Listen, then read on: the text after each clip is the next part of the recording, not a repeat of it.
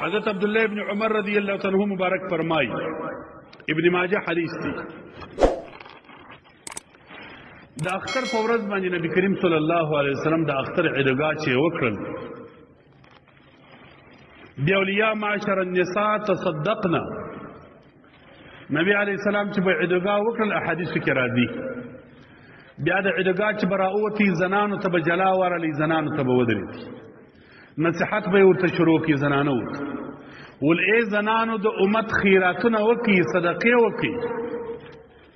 وکثرنا الاستغفار،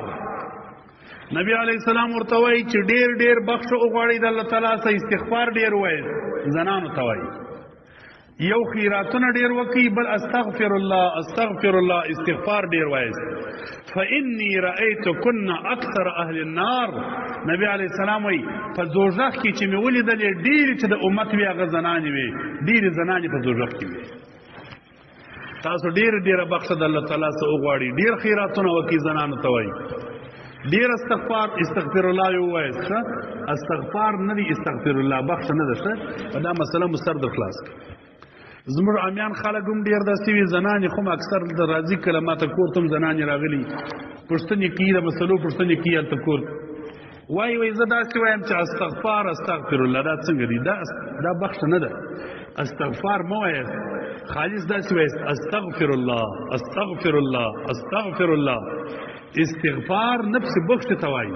استغفر الله دا معنا چې الله ما زه ستا ته طلب د بخښې کوم، ما وبخښه، داسې مه وایئ چې استغفار استغفر الله استغفر الله استغفر الله، استغفار مور سره وایست، ام غین وایست، خې مه وایست، استغفر الله مه وایست، دا خې ده، استغفر الله غین وایست، که مخې وویل بیا هم معنا غلطه شوه. اذکار دعاګانې په دې کې د معانیو ته اعتبار وي، که د لفظ غلط ووایه معنا یې هم غلطېږي، بیا ثواب نه لري. زنانو ته ډېر ووایست، نبي کریم صلی الله علیه وسلم د اختر په ورځ زنانو ته وایي استغفر الله ډېره وایه، استغفر الله استغفر الله استغفر الله. 314 واره کم از کم د طریقې عالیه قادري شریفې په اذکارو کې دي. زنانو ته وایست کتر کی په کور کې او خدمت کې ورته 314 واره د ورځې وایي چې استغفر الله استغفر الله استغفر الله. معنا یې ورورسته وایست، معنا یې دا د الله ما وبخښې، خدای زه ستا څخه بخښه غواړم، الله ستا څخه طلب د بخښې کوم، ما وبخښې. رسول الله صلی الله علیه وسلم وایي زه د ورځې در 80 واره زیاته الله څخه بخښه غواړم، او سره د دې چې نبی علیه السلام پسې یوه ګناه نه وه، خو در 80 واره زیاته الله تعالی ته وایي چې ما وبخښې. امت دپاره بهترین سړی هغه دی، رسول الله صلی الله علیه وسلم وایي په ورځ د آخرت به کامیابه سړی هغه وي چې عملنامه یې وغوړېږي، در هر چا ډېر دا پکې لیکلي چې استغفر الله استغفر الله استغفر الله. کله چا په علامه کې استغفار ډېر و، دا سړی جنتي دی، دا به ځي و جنت لره، نو دا ډېر ډېر وایست. خاص کر زنانو ته ډېر ووایست. نبی علیه السلام د امت زنانو ته وایي یو خیرات ډېر وکړي، یو استغفر الله ډېر وایست. خیرات نو زنانې غریبانې په چیچ وکړي، ښکار دی نه کړي، سړی دی یو څه پیسې ورکړي، یو څه شی دی ورکړي د خیرات لپاره، په کور کې اجازه ورته ورکړي چې یو خیرات کوه، یو صدقه کوه، یو شی یو چا ته ورکوه. الله عالم دی، مان الله هم خپل کور ته دا ویلي، مال چې څوک یو مسکین رالی زما اجازه ده یو شی کې بس ورکوي، چې به څوک پیدا کېږي چې زما که کپړې دي که مې کالي دي که مې مال دي چې بس کم شی ورکوي چې زما کلي اجازه. زنانو تر دې شي اجازه ورکوي چې څه خیر او صدقه او شی وکړي، خپله خو زنانه شی نه لري په خپل لاس، نو چې ته یې څه اجازه ورته وکړي څه د خیر لارو برابره کړي، دا به یو صدقه او خیر بیا کوي. مبارک علیه السلام وایي د امت ډېرې زنانې مې په دوزخ کې ولیدلې د معراج په شپه.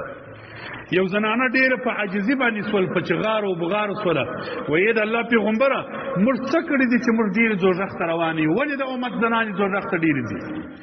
نبی علیه السلام ورته تکثرن اللعنه وتکفرن العشیره. وجه یې دا ده تاسو کې دا لعنت، دا ښکنځل،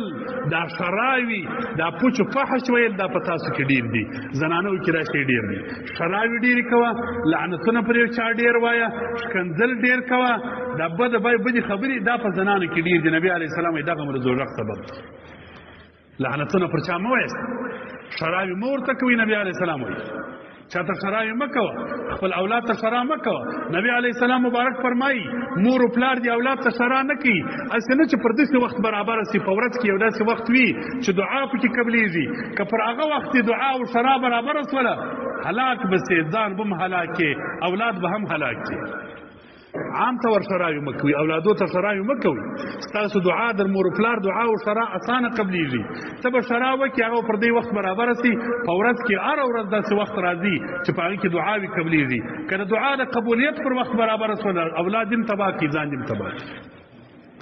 خاص کر د جمعې مبارکي په ورځ باندې یو وخت یو ساعت راځي صحیح احادیث مبارکان دي په جمعه کې په هغه وخت کې کسړي دعا وکړ نه رضی الله تعالی ضرور قبليږي هغه کم وخت دی علماء دوه وخت یادي احادیث کې ډیر وختونه یاد شوي دي اتڅلويشت اقوال په کې راغلي دي صحیح احادیث کې دوه وخت دي یو د مازګر د مانځه وروسته د ماښام پرې د جمعې په ورځ باندې په دا وخت کې دعا کوه الله تعالی نه ردی قبليږي یو دغه وخت چې امام راپورته سره منبر ته او چې المنځ ختم کیږي در هغه وخت پرې په دا مابین کې دعاوي الله تعالی قبلي په دا وخت کې دعا وکړه الله تعالی قبلي نبی کریم صلی الله علیه وسلم توي تاسو لعنتونه ډیر وایي ځکه دوزخ ته روان یاست دویم زنانو کی عادت داری اکثر زنانی الا ماشاء الله څه زنانی مشهور نبی علی السلام ای زنانه وینا شکر د خپل سړیو د خپل میړګانو او ازواجو داغه نه شکر ډیر چار څومره قدر سدي ور سره کړی ارته د خپل وس ور سره استعمال کړی او سره مصرف کړی دي خپل خواري ور سره کړی چې ورځ خبر را لوي تاسو ما سره څه کړی تانه وای چې کړی دی په کور کې د خلکو هغه مړونه تم وای سړی د تناسب شي دی غزونی چار څه دی ور سره کړی دی ورځ په غوري ناشکری دی ډیره پکې دا شکر اداینه نه ټول عمر په مسافری کې باندې تیر ګرد عمر دی په خواري کې سپین ساره کړم پلانکې شي دی وکړ دا ناشکری په زنانه کې دی دا دوه شان د زنانو د دوزخ سبب ګرځیدلی دي رسول الله صلی الله علیه وسلم د امت ډیر زنانې به په دوزخ کې نارینه به ډیر جنت ته ځي زنانې به ډیر دوزخ ته ځي وجه دار چې زنانو کې بنا شکر ډیر نو ځکه د نبی کریم صلی الله علیه وسلم د امت ډیر نارینه په جنتو کې دي خو زنانې ډیر په جنت کې دي الله بلا کیف دې زموږ تاسو زنانې زموږ تاسو سره یو ځای جنتو ته واچي یقینا زموږ تاسو د وطنو زنانې انتهایی ښه دي دنیا ته چې ولاړ سي د دنیا حالات وګوري دغه زموږ تاسو په پښتني علاقو کې چې کم حال د زنانو دي دا په ټوله دنیا کې نه پیدا کولای مستوري حیانا کې د ګناو پاکي اتباع کوونکی د خپل ازواج سره گزاره کوونکی شکرګزار اکثر زنانې څه مشهور ما درته ویل اکثر مو پر شیل رواني دي در اوسه پر لاډیر په پیتنو نه لړل